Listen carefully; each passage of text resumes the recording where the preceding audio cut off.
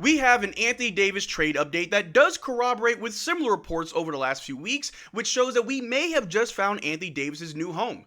The Dallas Mavericks are 6-15 to start this season, and even though they did get a big win against the Clippers just the other night on the second half of a back-to-back, one thing that is very odd about this team is that even though we are 6-15, even though we have been dealing with injuries and guys in and out the lineup, we still have one of the best defenses in the entire NBA without at least one of our best players being available. And a lot of Mavericks fans have expressed their concern that they're kind of disappointed with how our bigs been playing this season. Anthony Davis, who can't stay healthy, but when he is healthy, hasn't really given us any superstar performances. Daniel Gafford, as well as Derrick Lively, both who can't seem to stay healthy, also really haven't been shocking anybody. But even with all that being said, the Dallas Mavericks are still a very good defensive team, which does prove that they could benefit from trading away Anthony Davis, someone who really isn't contributing to this top tier defense, but could bring us back some other pieces to help us out where we seem to fall short.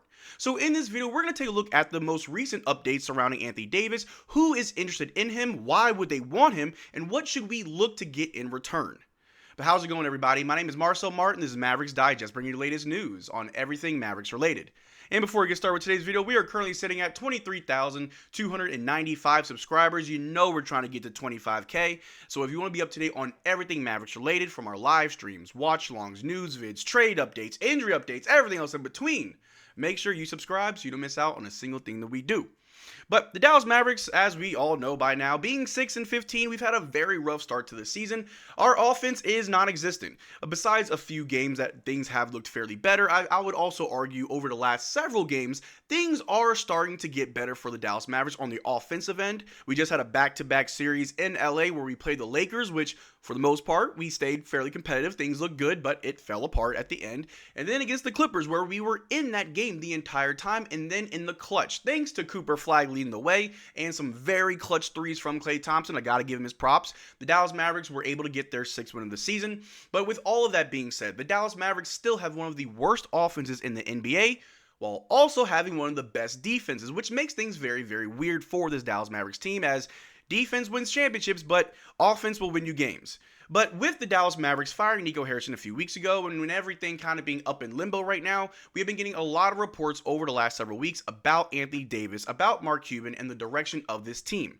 And the most recent report that we got prior to today was from Tim McMahon on Anthony Davis and Kyrie by saying trading AD is a real possibility, and I would even say likelihood, this season. Trading Kyrie is not something that's on the Mavericks priority list, or it's just straight up not something that they're interested in doing right now. And we talked about it in a previous video about how Kyrie Irving and Cooper Flag are seen as the future of this team, which is promising that can definitely work, but it's also leading to more questions, as Kyrie Irving and Cooper Flag being on opposite ends of career spectrums, one being a rookie and one being a veteran, doesn't really align with both timelines. Cooper Flag does need time to develop and get used to the NBA, where Kyrie just needs to get healthy, and then he's ready to go back to the finals. But regardless of the direction that the Dallas Mavericks take, it doesn't necessarily mean they need to blow it up right now, although a lot of Mavericks fans, myself included, would love to see a rebuild, but there's still ways to salvage what little you currently have to try to pivot for next season. And that comes with today's update, as we did get an update that the Chicago Bulls have had internal discussions about Anthony Davis, per ESPN, saying the Bulls are prepared to add to their young core and believe Davis could help the team's porous rim protection and defensive interior. And one of the things I mentioned is how the Dallas Mavericks have the second best defense in the NBA despite Anthony Davis missing the majority of the season. But we do know, again, all due respect to Anthony Davis, when he is healthy and available, he is a defensive anchor. He is a good defender. He is a good player overall. The only question is his health. Now, what's very interesting about the Chicago Bulls, other than the fact that Anthony Davis is from Chicago, which, cool, you get to go home, is the fact that the Chicago Bulls start off the season 5-0. They were looking amazing. But since then, they're about 4-9. They've been losing games. Things are starting to fall apart. A lot of their pitfalls from the last few seasons are starting to pick back up, as Vucevic isn't really that much of a rim protector. They are lacking in defense and rim protection.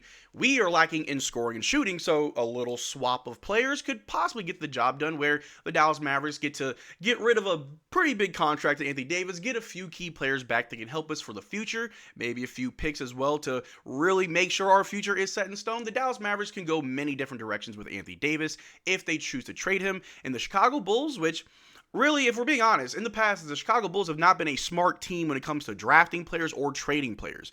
But we could benefit from them not being that smart at all. If we take a look at this right here, oop, I'm all over the place.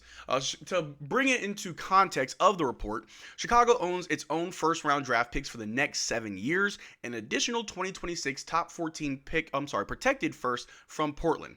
The Bulls can trade up to 5 first and 5 second-round picks and could have close to $70 million in cap room next offseason.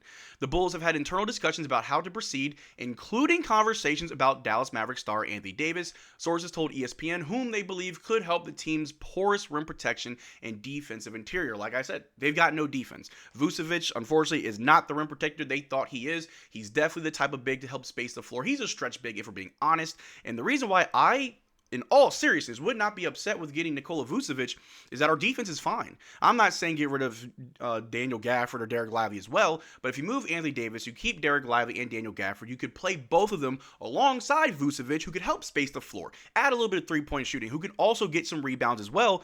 I'm not too mad at that. And a few other salary filler players that you get, obviously, I would like Coby White. Definitely got to get Coby White in that deal, which would definitely help us out at the point guard position until Kyrie Irving returns. Shout out to Ryan Nembhard as well as Brandon Williams and D'Angelo Russell. All of our guards, including Najee Marshall, have all done a good job so far, but adding someone like Coby White could definitely make things better for the Dallas Mavericks. And if we could, in some way, shape, or form, finesse Kevin Huerter from the Bulls, that would also add three-point shooting, which would really round out this Dallas Mavericks team, really make it the team that we thought we had going into the season. But a few more things we got to take a look at is this right here. The Chicago Bulls are trying to follow the Indiana Pacers formula and believe they have their Tyrese Halliburton in Josh Giddey, and they're now searching for their Pascal Siakam. They have Halliburton, who is an all-star, and they have Siakam. If Giddey can develop into an all-star and be what Hallie was, when do we pull the trigger to get our Siakam? Well, if this right here is not a clear indicator that the Bulls are ready to be finessed out of Coby White and any other young players for Anthony Davis, then this is it right here. Oh, you think that Josh Giddey is your Tyrese Halliburton? Then I got the Pascal Siakam for you, and his name is Anthony Davis. You want Caleb Martin too? He provides excellent defense. Nico Harrison himself said defense wins championship, and I'm willing to give you the piece that he traded Quentin Grimes for whatever we can get from the Bulls. I mean, I think that that's the route that the Dallas Mavericks have to take. Whether it be Chicago or any other team, we definitely need to be able to sell these players to anybody, and that starts with players getting healthy and playing. Anthony Davis did play against the Lakers, but did not play against the Clippers. Obviously, in this injury management, we're not playing guys in back-to-back games, especially when they're coming back from injury. But in these upcoming games, and the game against the Denver Nuggets tonight, where Anthony Davis is probable, if he does play and has a good performance, that only raises his trade value across the league, which the Dallas Mavericks could definitely benefit from. And a few other things that we're definitely going to take a look at is this right here, is that D'Angelo Russell has been a DNP coach's decision in the last two Mavericks game. Well, if we did just get the news that Anthony Davis is being considered by the Chicago Bulls, then maybe we add D'Angelo Russell. We do know, and we've gotten reports, that the Dallas Mavericks have thought about trading D'Angelo Russell. His name has been floating around, so maybe we package him up and Anthony Davis go to Chicago. Why would the Bulls want D'Angelo Russell? Well, why did the Los Angeles Lakers want Maxi Kleber and Markieff Morris? You answer that for me. A lot of crazier things have happened in the NBA, but it is to be believed that if D'Angelo Russell, who just got 2 coach's decision DNPs, which there has been no real update on an injury, then, well, maybe he is getting traded soon. We also know that Klay Thompson, as well, has been a name that's been floating around all season long as another player that could potentially be traded. But with how he's been playing lately, the Dallas Mavericks may benefit from just keeping Klay off the bench for us and just benefit from those threes. And if the threes aren't falling, cool. He's off the bench anyway. It's not like he's a starter. But the final thing I want to show you guys this right here is a mock trade by All Things Mavs. Shout out to All Things Mavs on Twitter. Make sure you follow him. He does great content over there. He tweeted this out actually last night before any of this updates today, saying 80 to Chicago may have the most smoke around it. 2 trade ideas today. Number 1, Chicago gets Anthony Davis and the Dallas Mavericks get Vucevic, Huerter, White, the 2027 first and the 2028 swap.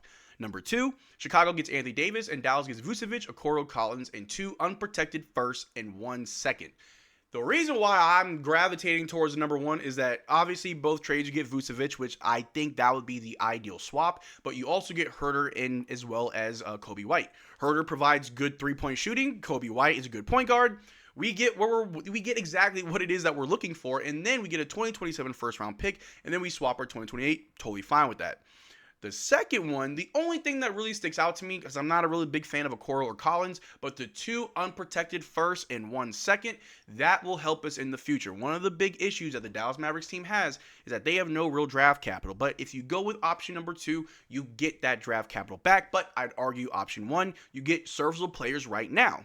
But let me know what you think in the comment section down below. Do you think that Anthony Davis to Chicago is something that could really happen? Which of those trade packages would you be interested in? Or do you think that we should just keep it how it is now and just trust what we got going on?